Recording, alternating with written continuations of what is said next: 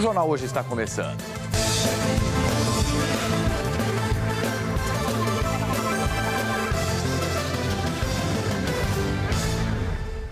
Quatrocentos guardas civis metropolitanos passaram a reforçar hoje o policiamento na região central de São Paulo, principalmente na região conhecida como Cracolândia. Essa é uma área da maior cidade do país que convive já tem décadas com um problema de solução bem difícil, bem complicada. Tráfico, uso de drogas, é hora do dia. Nós vamos ao vivo com o repórter César Menezes, que tem detalhes, portanto, aí de mais um esforço para tentar, enfim, reduzir, diminuir a Cracolândia. César, bem-vindo e boa tarde. Boa tarde, César. A Prefeitura de São Paulo diz que a chegada desses novos guardas civis metropolitanos são um reforço necessário para ações que vêm sendo feitas já na região da Cracolândia. Mas moradores e comerciantes ali daquela região reclamam dessas ações. Eles dizem que fica muito inseguro, porque essas ações fazem com que a Cracolândia, ou o fluxo, que é como o grupo de pessoas que usam crack ali nas ruas é chamado aqui na capital de São Paulo, fica inseguro sem saber onde essa Cracolândia, esse fluxo vai estar instalado na próxima semana, no próximo dia. No sábado à noite, por exemplo, houve um deslocamento muito grande de pessoas. Os moradores gravaram essas pessoas andando. Elas saíram, um grande número de pessoas saíram das ruas da Luz, das ruas da região da Santa Efigênia, e que tradicionalmente é lá que fica a Cracolândia. E eles foram andando no sentido da Marginal Tietê. Nós recebemos também imagens deste mesmo grupo debaixo da ponte Orestes Quércia, que é chamada de ponte Estaiadinha, que também fica na Marginal Tietê. A Secretaria de Segurança Pública de São Paulo e a Prefeitura dizem que apenas a Polícia Militar e a Guarda Civil Metropolitana apenas acompanhou o deslocamento dessas pessoas depois do que eles chamaram de uma ação de requalificação das cenas de uso existentes no centro da capital paulista. Aí no domingo, este mesmo grupo de usuários de crack voltou para as ruas do centro. É exatamente essa requalificação constante que está revoltando quem mora ou trabalha ali no centro, exatamente porque isso faz com que os grupos fiquem mudando de lugar. As nossas equipes acompanham há décadas a situação da Cracolândia. O repórter Felipe Guedes e o repórter cinematográfico Jorge Luiz acompanharam na semana passada por 2 dias a movimentação ali. Eles conversaram com moradores, com comerciantes, com psiquiatras, com pesquisadores da situação da Cracolândia. Eles acompanharam as ações da Guarda Civil Metropolitana e de controle dessa população que ou fica na rua, mora na rua, ou então passa a maior parte do dia usando crack ali na região do centro de São Paulo. Vamos ver a reportagem. Dezenas de pessoas esperam os agentes de limpeza trabalharem. Alguns parecem ansiosos. A tropa de elite da Guarda Civil Metropolitana de São Paulo está lá para garantir que o trabalho não seja interrompido. Os capacetes, coletes e armas dos guardas deixam a cena mais tensa. Quando a limpeza termina, a rua é liberada. Logo, as pessoas que esperavam ocupam a calçada e a rua. Não é difícil ver na mão de alguns cachimbos usados para fumar crack.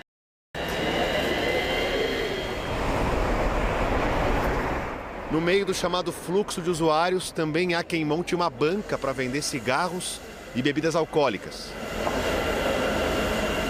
Nos últimos anos, diversas ações como essa terminaram em violência.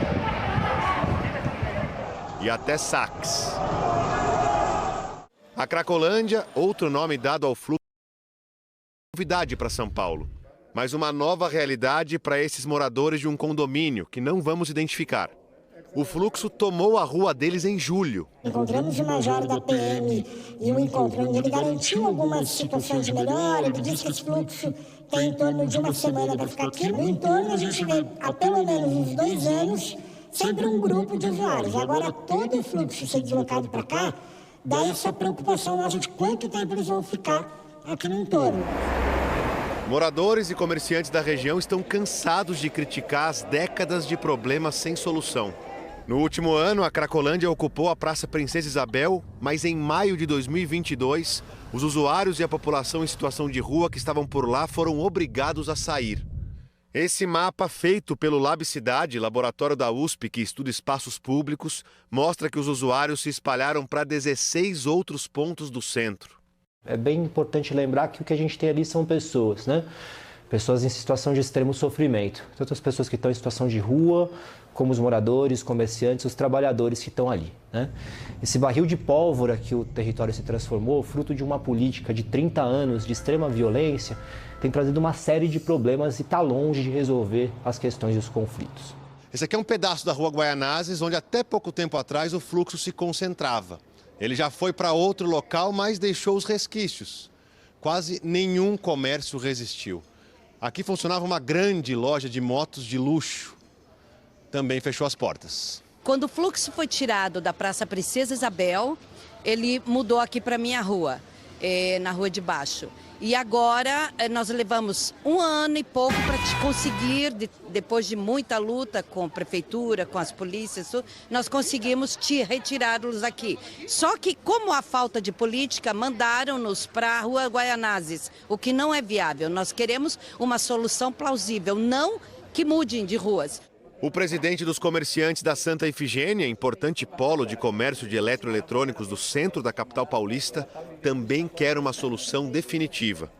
Ele afirma que a incerteza sobre para onde o fluxo pode mudar impede novos investimentos na área. A gente pede controle. Se tiver que ficar em algum lugar, que seja definido para a gente saber como fazer, como as pessoas que estão no lugar, a gente poder ajudar elas também e como a gente viver, porque por enquanto o que mais mata a gente na situação econômica nossa e de moradia é a incerteza de como vai ficar o amanhã.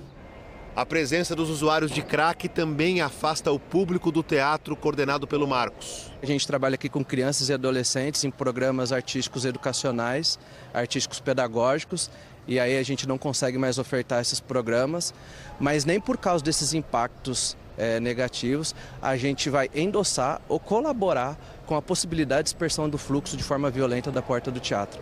Esse psiquiatra e professor da Universidade Federal de São Paulo concorda que a violência e a dispersão não são a melhor forma de combater os fluxos. Segundo ele, estudos mostram que para resolver o problema é preciso coordenar 3 ações simultaneamente: segurança pública com inteligência policial, assistência social com criação de vínculos e assistência médica tratando a dependência química e também outras doenças.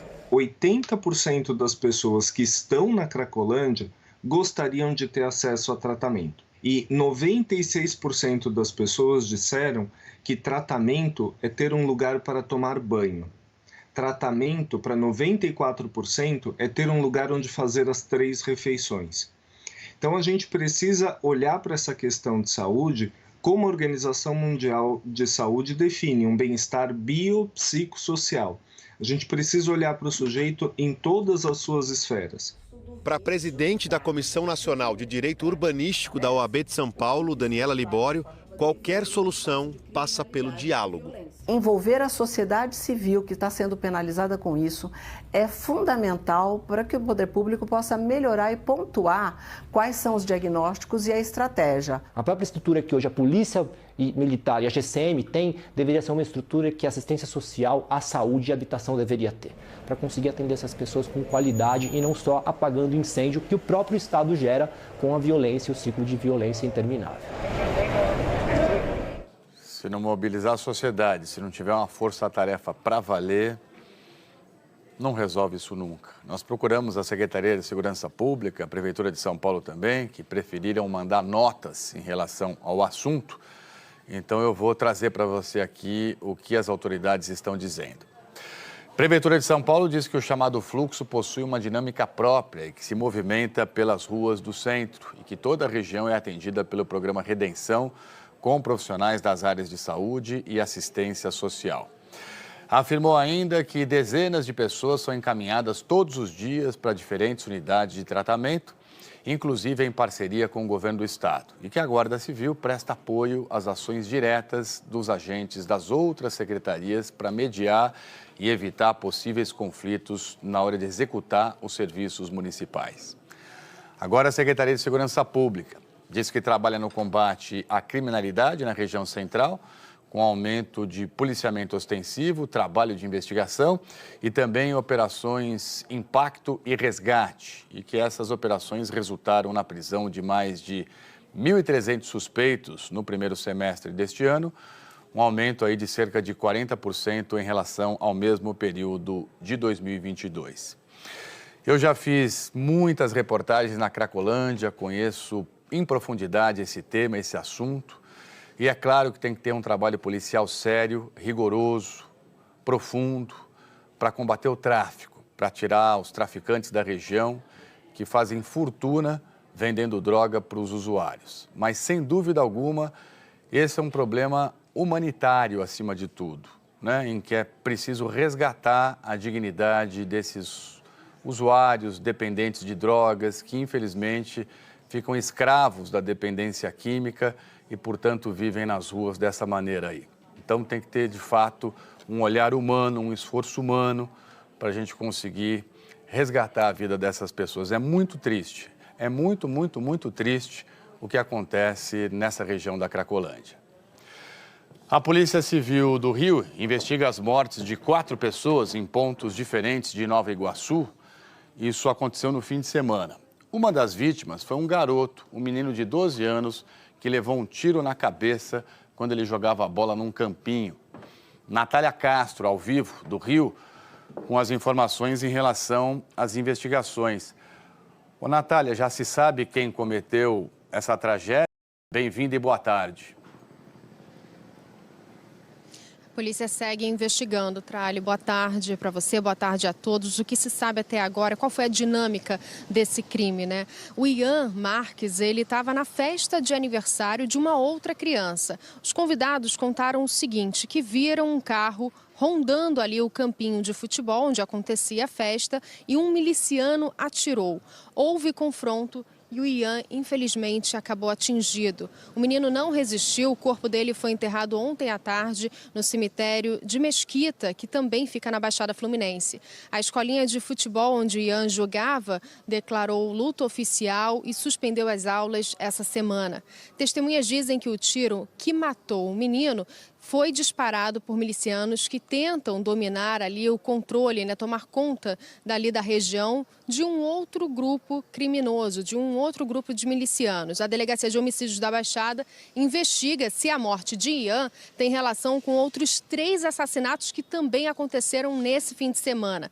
Todos teriam relação com essa guerra, essa disputa aí entre milicianos, Tralha. Obrigado, Natália, pelas informações. Fica aqui nosso sentimento de pesar para a família, para os amigos desse jovem, desse garoto, dessa criança, né? E a esperança aí da polícia tentar encontrar os assassinos. Boa tarde. E olha só, pelo menos 40 pessoas ficaram feridas no desabamento de uma passarela num show ontem à noite em Goiânia. 11 pessoas ainda estão internadas. Vamos ao vivo com a repórter Renata Costa. A Renata traz os detalhes aí do que aconteceu e do estado de saúde dos feridos. Renata, boa tarde, bem-vinda. Oi, Trali, muito obrigada. Boa tarde a você, boa tarde a todo mundo. Veja bem, dos 40 feridos, 11 pessoas tiveram ferimentos bem mais graves e foram levados para hospitais aqui de Goiânia. Nesse hospital onde eu estou, 5 pessoas permanecem internadas e o estado de saúde delas é regular. O Corpo de Bombeiros informou que os pacientes foram resgatados com vários ferimentos, fraturas expostas e alguns tiveram até traumatismo craniano. O festival de rap aconteceu na noite de ontem no estádio Serra Dourada.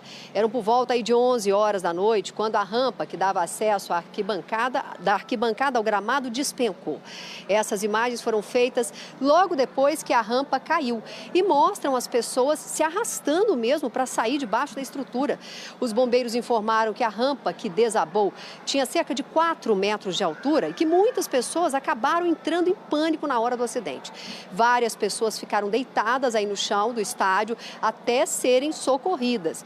A Polícia Civil já está investigando esse caso, vai ouvir as vítimas, as testemunhas e, inclusive, hoje fez uma perícia no local atrás das causas do acidente. A organização do evento informou que está apurando todo o problema, tudo que aconteceu com relação a esse acidente para descobrir as causas e que toda a estrutura do festival tem alvará de funcionamento. Informou também que está identificando todas as vítimas para que seja prestado o apoio necessário. A gente volta com você, Tralha. Valeu, Renata. Obrigado pelas informações. Tem duas frentes aí, né? Uma de investigação policial para apurar o que aconteceu e outra que é dar assistência para os feridos, né? Então, de fato, todos os envolvidos aí, quem fez esse espetáculo, os responsáveis, tem que dar assistência de verdade para as pessoas, né? Pagar indenização, ajudar, ir até o hospital, conversar com as famílias, enfim, fazer um trabalho aí humanitário. Obrigado e boa tarde mais uma vez. 46 cidades de Alagoas e Pernambuco estão em situação de emergência por temporais que atingem a região. A gente tem isso aqui e, de fato, a situação está complicada. Infelizmente, 4 pessoas morreram. Obrigado, boa tarde para você também e para quem está com a gente aqui no JH. Tudo bem, querido? Tudo bem. Escuta, essa chuvarada no Nordeste dá uma trégua finalmente ou ainda não? Hoje sim, viu, Tralli? Já está chovendo menos por lá, né? Então, a chuva ainda tem, né? Está acontecendo nas cidades do leste nordestino, perto aí de 15 milímetros. Isso já é bem menos do que choveu nos últimos dias. E ao longo da semana, a previsão é de que chova ainda menos por lá, a gente vai acompanhando. Tiago, e onde tem chuva forte hoje, nessa segunda-feira à tarde? Então, sul do Brasil, tem que prestar atenção lá, Tatralho. Os temporais hoje ainda estão pegando principalmente Rio Grande do Sul e Santa Catarina. E também esta parte do sul do Paraná. Em toda essa área em vermelho, chuva volumosa, raios, granizo e ventania. E essa chuvarada por lá tem a ver com 2 sistemas que estão ajudando a provocar as instabilidades. A passagem de uma frente fria pelo oceano e também esta baixa pressão que está no Paraguai, mandando umidade principalmente para o Paraná. Em Foz do Iguaçu, a chuva continua bem volumosa até o fim do dia. Vão ser 60 milímetros acumulados, 70% do normal para o mês todo e 26 graus de máxima. Ali perto, em Francisco Beltrão, também estão previstos 60 milímetros hoje, como você vê aqui. Chapecó com 40 lá no oeste catarinense. Itajaí, em Santa Catarina, já fica do outro lado do estado. No litoral, 30 milímetros. Passo Fundo, no Rio Grande do Sul, também. Porto Alegre com 20. Em nenhuma dessas cidades o sol aparece. Agora, em Floripa, o sol até aparece, mas vem bastante chuva também até o fim do dia. 30 milímetros ao todo e aí máxima de 22 graus. Inclusive, tem alerta de mar agitado entre o sul de Santa Catarina, cidade de Laguna, e também Chuí, no Rio Grande do Sul. Ondas de até 4,5 metros. Então, atenção se você precisa ir para o mar para trabalhar. Mar bem agitado hoje por lá. Tá difícil, hein, Tiago? Sim. E no resto do Brasil, o que é que você traz pra gente? Pois é, Tralha, ainda tem aquela chuva que eu falei ali no Nordeste, né? No leste nordestino, só que ela é menos volumosa, você vê aqui, e pega também parte aqui do interior da região, todo o estado do Maranhão e boa parte do norte do Brasil também com esses temporais mais isolados. Em Boa Vista, por exemplo, vão ser 20 milímetros hoje de chuva, 33 de máxima. Maceió, com 15 milímetros e Aracaju, 10 milímetros. São Paulo começou o dia com chuva e agora à tarde o sol vai tentar aparecer, escapar algumas vezes. Ainda pode ter uma chuva fraca na capital paulista e também isolada em alguns pontos, máxima de 25 graus. No Rio não chove hoje, a máxima vai ser de 27, 28 em BH, também em Brasília, 36 em Cuiabá, 35 em Teresina e Rio Branco com 33 graus. E ontem em Arraial do Cabo, no Rio, o projeto Baleia Jubarte flagrou mais ou menos 70 animais que deixaram a Antártida e vieram namorar em águas mais quentes no litoral brasileiro. Os pesquisadores usaram até arpões para coletar o material genético das baleias, Tralha. 70, hein, Tiago? É, bastante, né? Tá parecendo aqueles casamentos coletivos, né? Sim, todo mundo casando junto. Todo mundo junto aí namorando. Ô, Tiago, conta pra gente como é que vai ser a semana. Vamos lá olhar aqui. Então, amanhã ainda tem muita chuva prevista para o sul do país, 50 milímetros em pontos de Santa Catarina, 40 no Rio Grande do Sul. E essa chuva entre Rio Grande do Sul e Santa Catarina vai ficar forte até quinta-feira, pegando também a oeste do Paraná. Tempo firme nas regiões centrais do país essa semana e o frio ganhando força no sul do Brasil na sexta-feira. Entre quinta e sexta pode até nevar nas serras gaúcha e catarinense em azul. Restante aqui, Paraná e Mato Grosso do Sul, geada. Lá para o final da semana a gente vai atualizando. Valeu, Tiagão. Valeu, Trali. Obrigado, querido. Tamo Boa junto. semana. Para nós. A gente falou essa semana não, acho que é semana passada, né? Essa semana está começando, mas recentemente que a população de jubarte está aumentando. Elas estão aparecendo mais no litoral do Brasil. É verdade. A gente até mostrou imagens no tempo, né? Agora outras. Legal, espetáculo aqui. É isso aí. Valeu, Thiago. Até amanhã. Obrigadão. Estado de Nova York, olha só, nos Estados Unidos, está enfrentando chuvas fortes.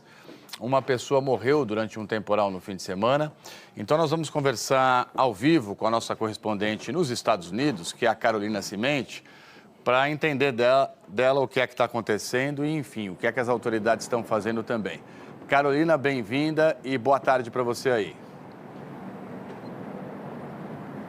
Oi, Trali, boa tarde a você, boa tarde a todos. São eventos de clima extremos, né? Mais de 9 milhões de pessoas no Nordeste dos Estados Unidos estão sob o alerta de inundações. Isso inclui partes do estado de Nova York, Massachusetts, Vermont e também no Maine. O risco são as chuvas fortes, inundações repentinas e deslizamentos de terra. A cidade de Nova York prevê menos chuva, o clima não está muito bacana, deve chover, mas aqui o problema é que, bom, a gente sabe, Manhattan é uma ilha banhada por 2 rios.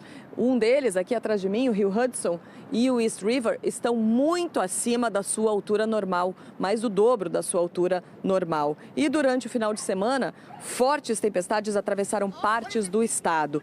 No condado de Orange, uma mulher de 30 anos morreu depois de tentar sair de casa enquanto a água invadia a residência. Ela tentou escapar com o cachorro dela quando foi levada pela água. A governadora de Nova York, Kathy Hochul, declarou estado de emergência nos condados de Ontário e de Orange. Autoridades avisam que, como o solo já está encharcado, o risco de grandes inundações aumenta. E na cidade de Highland Falls, um morador gravou um vídeo impressionante mostrando o quintal que se transformou em uma cachoeira por causa da chuva no final de semana.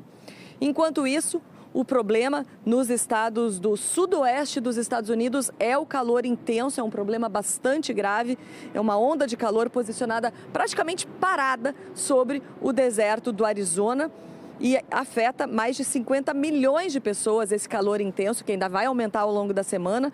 Essas 50 milhões de pessoas vivem em áreas com níveis perigosos de calor. O calor, Tralha, aqui nos Estados Unidos, mata mais pessoas do que o frio intenso e do que outros eventos de clima extremo. Pela sua participação ao vivo, mesmo com essa ventania aí, Carolina sempre brilhando aqui no JH. Valeu, Carol. Aqui no Brasil, um projeto desenvolvido em Vitória quer conscientizar as pessoas sobre a importância da preservação do verde. Biólogos e pesquisadores ambientais mapearam mais de 34 mil árvores nas ruas da cidade. E agora a população que passa pelos parques e praças pode ter informações sobre as espécies dessas árvores no celular. É pela sombra das árvores que Dona Hélida passeia e tira fotos. Isso traz o quê? Alegria para o nosso coração, aquele aroma suave de uma árvore. Agora me diga, a senhora que gosta tanto de árvore, saberia dizer o nome dessa árvore que tem aqui atrás? Olhando não, fica difícil. São oitis, as árvores mais comuns em Vitória. São mais de 5 mil espalhadas pela capital do Espírito Santo. Em seguida vem os ipês rosas, cerca de 2.500. Foi o que mostrou o inventário da arborização, que contou 34.478 árvores plantadas em calçadas, praças e na orla do município. Nosso bairro é muito bem arborizado. Eu fico feliz, né? Porque eu moro aqui e oxigênio. O inventário demorou 1 ano para ficar pronto e foi feito por técnicos agrícolas, agrônomos e profissionais de tecnologia da informação. Leve em consideração apenas as árvores que estão em vias públicas. Não inclui as que estão em áreas de reservas e parques. E é a primeira vez que os dados são disponibilizados a toda a população pela internet. O site tem um mapa da cidade em destaque. Aproximando, aparecem pontos verdes. Cada um representa uma árvore. Clicando em cima, aparecem o nome da espécie, altura e a localização dela. É um instrumento muito interessante também para o desenvolvimento de aulas com os alunos, aulas de campo, né? Poder mostrar para os alunos como que é importante ter uma cidade arborizada, né? Uma cidade com uma biodiversidade de espécies nativas da Mata Atlântica. E o conhecimento pode ser o primeiro passo para a preservação. A ideia é que esse levantamento e as informações disponíveis nos celulares ou computadores façam dos moradores da cidade agentes de defesa das árvores, contando, claro, com a ajuda do poder público. Como as árvores foram contadas individualmente, cada uma recebeu um código. E por esse código, a população pode avisar a prefeitura se houver qualquer risco ou problema. Informação que a gente disponibiliza a eles faz com que eles usem essa informação, cobrando um melhor serviço e fazendo com que a gente faça uma melhor gestão da nossa arborização. A nova forma de cuidar das áreas arborizadas da cidade vai ajudar pessoas como Dona Cristina, que estava esperando a poda da árvore que fica na rua onde ela mora e trabalha. Isso nos favorece demais, a visibilidade, a própria harmonia das ruas e a questão da segurança, né? Para quem anda, a questão da luminosidade da própria rua. Então, quer dizer, é sempre favorecer a comunidade, né? E ainda hoje aqui no JH, um prédio comercial desabou no Recife. 2 horas mais 1 minuto, pelo horário de Brasília, estamos de volta ao vivo com você aqui no JH. Presidente dos Estados Unidos, Joe Biden, está na Europa para participar da reunião de cúpula da OTAN, que começa amanhã, na verdade, na Lituânia. Mas antes ele deu uma passadinha na Inglaterra e reforçou a relação histórica entre os dois países aliados. Vamos então até Londres conversar sobre isso com o nosso correspondente, o Murilo Salviano. Murilo, boa tarde, muito bem-vindo. Conta pra gente aí como é que está essa visita do Biden. Oi, Trali, boa tarde para você, para todos. Essa visita marca o primeiro encontro oficial entre o presidente americano e o novo monarca, Rei Charles. Joe Biden foi recebido no castelo de Windsor com toda a pompa. Só que o mais importante dessa viagem foi o encontro do americano com o primeiro-ministro Rishi Sunak. A gente estava lá em Downing Street registrando esse momento na sede do governo britânico.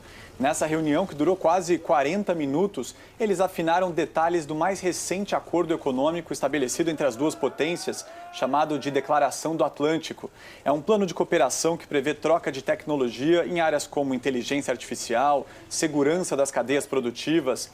E o principal tópico dessa agenda foi a guerra na Ucrânia. Sunak e Biden continuam prometendo apoio ininterrupto na defesa do país, mas os dois chefes de governo andam divergindo sobre pontos estratégicos. Sunak, por exemplo, é favorável à adesão da Ucrânia na OTAN. Já o americano diz que seria um movimento precipitado na aliança militar. Eles também discordam sobre o alcance dos armamentos doados ao país. Na semana passada, os americanos anunciaram que vão entregar para as tropas ucranianas bombas. O britânico Rishi Sunak se posicionou contra essa decisão. Mark Rutte é o segundo líder da União Europeia há mais tempo no cargo, atrás apenas de Viktor Orbán, da Turquia. No parlamento, dá uma olhada aí, ó. Rutte diz que vai permanecer no governo só até as próximas eleições, que devem ocorrer no fim do ano. Na sexta-feira, ele apresentou a renúncia. E o motivo é que a coalizão de 4 partidos que ele lidera não conseguiu chegar a um acordo sobre imigração. A Holanda já tem uma das políticas mais rigorosas da Europa, mas Rutte vinha tentando restringir ainda mais o número de estrangeiros que pedem asilo no país. Situação dramática, né, dessa onda de imigrantes aí pelo mundo, né, esse desespero aí para buscar uma nova vida. Aqui no Brasil, olha só, em entrevista ao podcast O Assunto, hoje de manhã, o ministro da Fazenda, Fernando Haddad, disse que vai se reunir com o presidente do Senado, Rodrigo Pacheco, do PSD, para discutir os próximos passos da reforma tributária já aprovada na Câmara dos Deputados.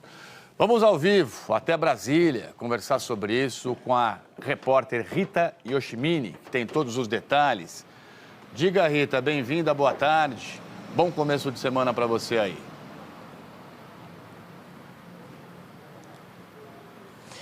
Olá, Trarli. Boa semana para todos nós, boa tarde para você, também muito boa tarde para quem nos acompanha aqui no JH. No Senado, a reforma tributária deve passar pelas comissões de Assuntos Econômicos e de Constituição e Justiça. O governo quer que a votação seja rápida, mas os senadores têm afirmado que querem tempo para analisar o texto e fazer alguns ajustes. Hoje, o ministro da Fazenda, Fernando Haddad, disse à jornalista Natuza Neri, do podcast O Assunto, que antes mesmo da conclusão dessa votação, deve enviar ao Congresso a segunda fase da reforma tributária, que trata de ajustes no imposto de renda e da tributação sobre patrimônio. Não vamos aguardar o final da tramitação para mandar para o Congresso a segunda fase da reforma. Por quê? Ela tem que ir junto com o orçamento. Então, do mesmo jeito que marco fiscal e PEC andaram juntos, né, o Senado e o orçamento vão ter que andar juntos com a segunda fase, que vai tratar desses assuntos a que você se refere. Até porque, para eu garantir as metas do plano fiscal, do marco fiscal, eu vou precisar que o Congresso aprecie essa segunda etapa.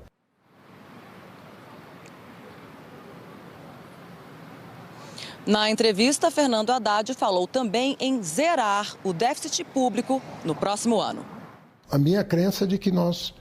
que é possível zerar. De que é possível zerar. Tá bom. Então, o que nós vamos fazer? Nós vamos mandar a peça orçamentária em um conjunto de leis disciplinando algumas vitórias que nós tivemos nos tribunais e outras que nunca foram disciplinadas.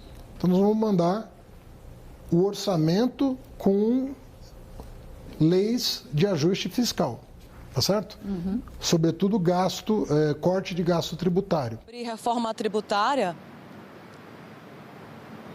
ainda sobre reforma tributária, a expectativa é da PEC passar pelas comissões de Constituição e Justiça e também do Senado. Aliás, não. O que a gente tem que falar aqui não é nem isso, que a gente já falou sobre isso, né? Que o governo, além de passar por essas duas comissões, Constituição e Justiça e Assuntos Econômicos, o governo quer emplacar um relator que seja favorável à reforma, porque isso já seria meio caminho andado para uma tramitação mais rápida. Agora, como a proposta deve sofrer alterações no Senado, a Câmara vai precisar analisar o texto de novo antes da promulgação da PEC. Tralha com você. É o rito, né?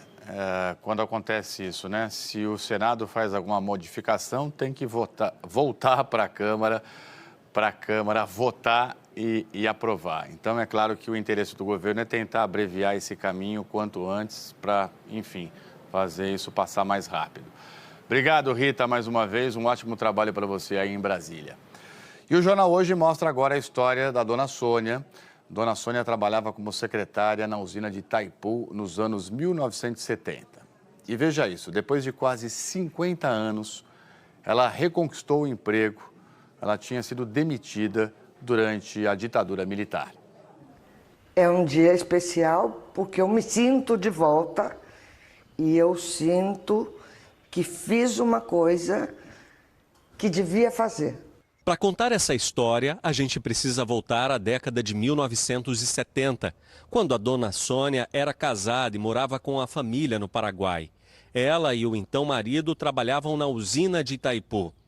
Até que um dia foram demitidos, sem explicações. Eu fiquei sem casa, porque a casa era alugada pela Itaipu, sem marido, porque meu marido não pôde trabalhar.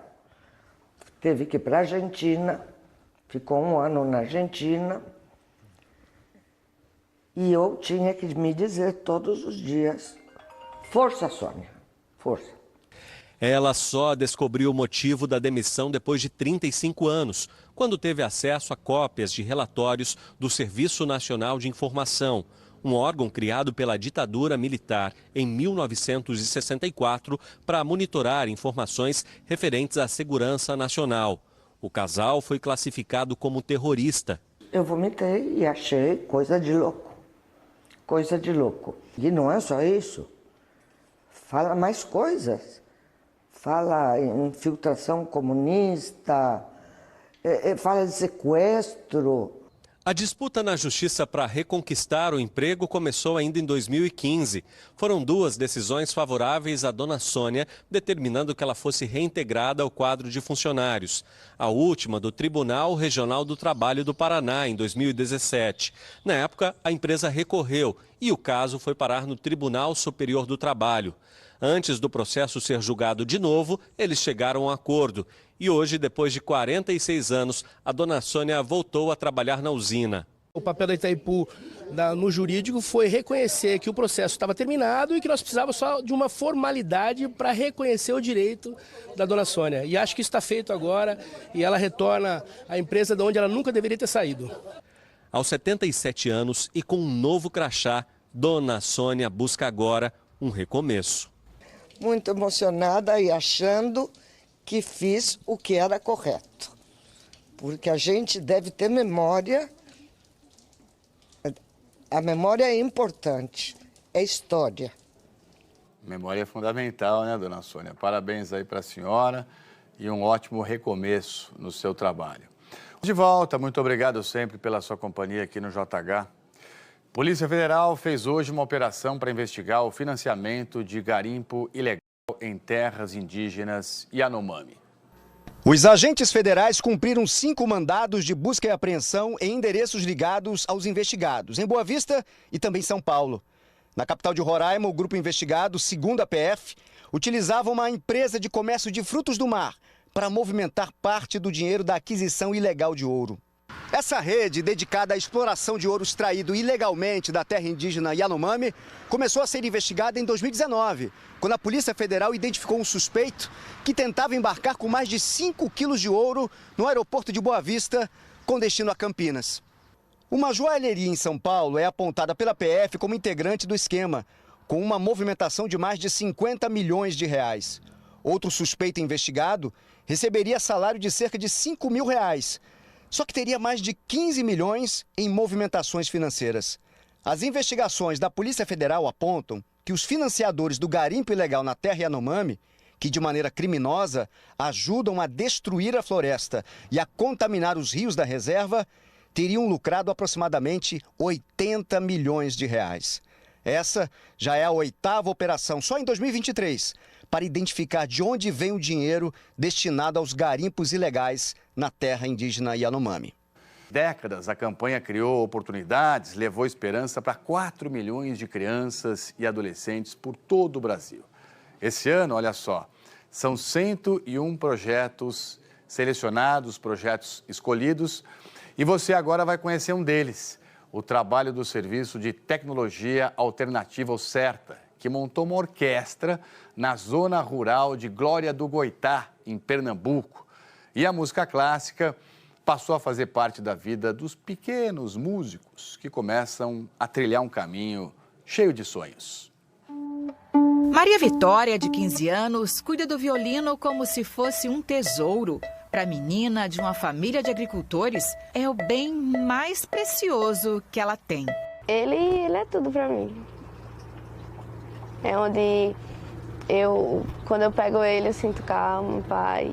Eu me apaixonei, nunca tinha visto. Uma paixão que só cresce. Ela ensaia 3, 4 horas por dia e trouxe para o pequeno sítio uma trilha sonora que até então não se ouvia por aqui. A música clássica. Maria Vitória tem companhia nessa transformação embalada pela música. Outros 38 adolescentes e crianças fazem parte da primeira orquestra da área rural de Glória do Goitá, na zona da mata de Pernambuco. É a Divina Sinfonia, do Serviço de Tecnologia Alternativa, o CERTA. Mesmo em dias de chuva, os estudantes vêm de longe para a aula mais esperada da semana. A arte, a cultura e a diversão não faziam parte da rotina deles. O projeto Desenvolvendo Cidadania surgiu da necessidade de mostrar aos pequenos músicos um mundo mais lúdico. É um novo caminho cheio de conhecimentos e descobertas que está sendo trilhado do jeitinho deles. O triângulo e a zabumba da música nordestina se juntam aos instrumentos. O bolero de Ravel ganhou uma nova sonoridade.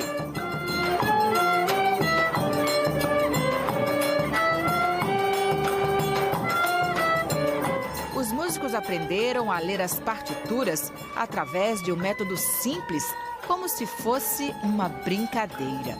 A gente diz que na clave de sol, quando eu chego no certa, em mim, o sol se refaz. E a gente vai falar das notazinhas do espaço. Fá, lá, do, mingo.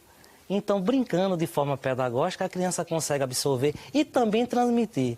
Debaixo das árvores, em pequenos grupos, os alunos mais antigos ensinam aos novatos. E como tem gente querendo aprender. O apoio do Criança Esperança vai poder ampliar o projeto, que hoje atende 268 crianças do campo. Esse recurso ele vem fomentar essa formação em diversos centros, né? A dança, o teatro, os grupos musicais e o cordel. Cada nova vaga garante um direito que toda criança deveria ter, o de sonhar. Eu ser musicista profissional. Solista de uma grande orquestra? Solista de uma grande orquestra.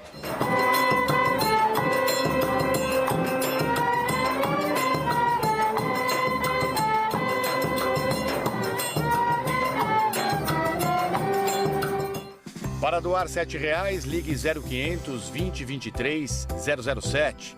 Para doar R$ 20,00, ligue 0500 2023 020.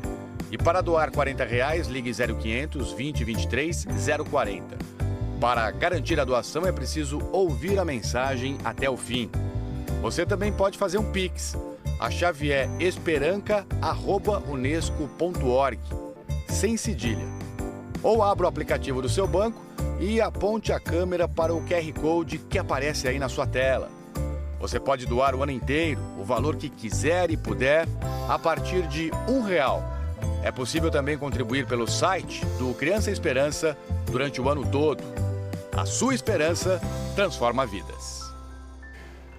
O Jornal Hoje termina aqui. Você pode rever as nossas reportagens logo mais no Globoplay e à noite, já sabe, as notícias do Brasil e do mundo no Jornal Nacional. Em nome de toda a nossa equipe, mais uma vez, muito obrigado pela sua companhia. Um ótimo começo de semana, boa tarde, fique em paz e até amanhã. E mais uma notícia aí, galera, que você vai poder acompanhar hoje com tudo aí completo no Jornal Hoje dessa segunda-feira, né, dia 10 de julho, é sobre a educação financeira, né, pessoal? A educação financeira aí, né, no podcast, né, 253, oportunidades aí para aproveitar o atual cenário, né, da queda da taxa de juros. Bom, o episódio do podcast então discute as perspectivas, né, para a taxa de juros Selic nos próximos meses, né, e dá aí dicas de investimentos. A taxa Selic no Brasil está aí em 13,75 ao ano, né, desde agosto do ano passado, um dos maiores níveis aí, né, mais altos da história, né? O Comitê de Política Monetária, então, do Banco Central, né, do Banco Central do Brasil, o Copom, sinalizou aí que pode começar a cortar juros aí na próxima reunião. Uma queda nas taxas de juros aí impactaria aí a dinâmica da economia, né, e dos investimentos. Bom, o podcast tem como objetivo explorar então as perspectivas da taxa Selic, né, e como aproveitar aí o momento atual para fazer investimentos acessíveis e rentáveis. Então é isso aí, né, galera? Taxa Selic aí, né? Educação financeira é uma coisa que a gente tem que ter, né, galera? Tem que ter, tem que levar muita risca, tá? Então comenta aí, deixa o seu comentário aí, o que você achou dessa notícia aí, se você tem uma educação financeira saudável aí, ou se você também vive complicado e com cartões de crédito e tudo mais. Tem que ter cuidado, né, galera? Porque isso aí, quando chega aí, é para arrebentar. Então temos que ter uma educação, temos que ter um discernimento aí do que fazer com o nosso dinheiro, né? Na minha opinião, é uma das áreas aí da nossa vida aí que a gente tem que tem que ser bem cuidada, né? Então, mas é isso aí. Mais detalhes aí da notícia, das informações aí sobre isso, você vai poder acompanhar hoje aí com o jornal Hoje do César Tralha aí, que vem com tudo aí a partir das 13h30 para te contar. Beleza, galera? Um abraço então, fica com Deus aí e bora pra notícia, que aqui é notícia a todo momento. Valeu, até mais.